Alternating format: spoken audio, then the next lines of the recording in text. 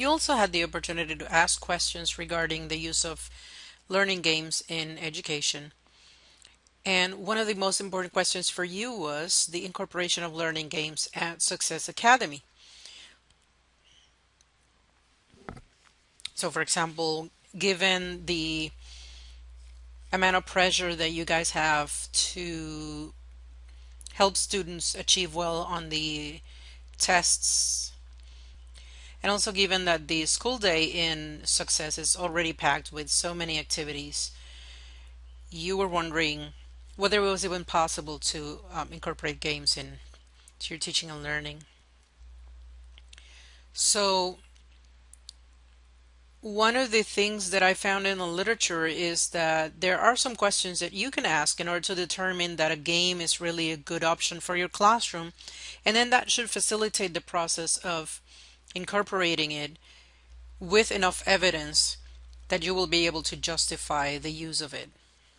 So what is the game or simulation intended to do? Does it enhance the learning design? How is the game or simulation intended to be used? Does it introduce? Does it reinforce? How can you use it within the classroom sequence? Will it supplement or substitute for other types of learning activities? Is the game or simulation appropriate for the target students, for the learning design? Is the game or simulation engaging? Does it allow students to be active learning participants and not merely passive spectators?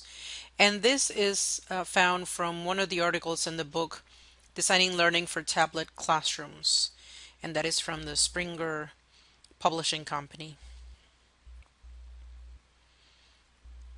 Also, you wanted to know about challenges or disadvantages of using games, and some of them include the potential of being destructive rather than useful during the learning experience. The level of complexity may disengage the students.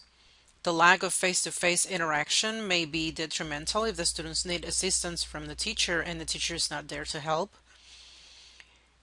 If the games are not consistent with the goals, with the learning objectives that you've set for your activities, if they are not consistent with this standards that you're trying to achieve, they are also not going to be useful for you. Costs are another drawback of learning games. If they are expensive, you may not be able to justify the purchase. And also technical issues that you may have.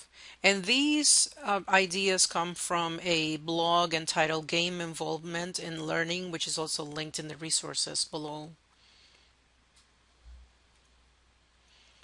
There are a number of rubrics that I will share with you that can help you evaluate learning games to make sure that they are actually going to be useful for your own classrooms.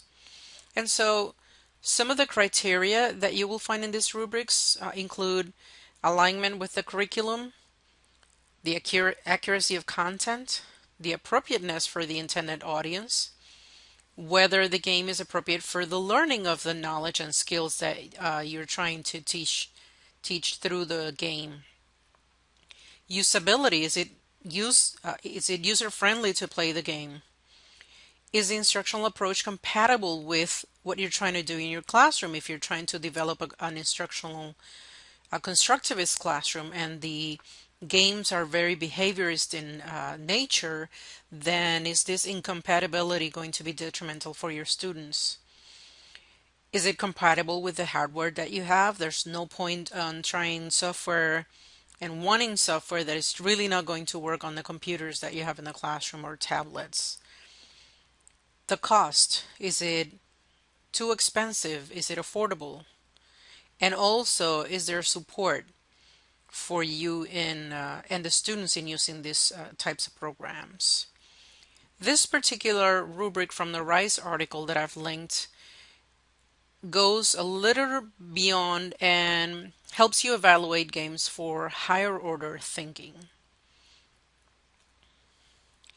And then Kathy Schrock's website has a section for evaluation of mobile apps, since you are incorporating apps for iPads into your classrooms. Last but not least, should you ever find yourself wanting to design your own game, the Tobias Fletcher and Wind article includes a table that provides guidance on designing these types of games, but also some of these are good ideas to keep in mind when you're selecting games. So make sure that the games that you choose meet these recommendations for design so that they will be more useful in your classroom.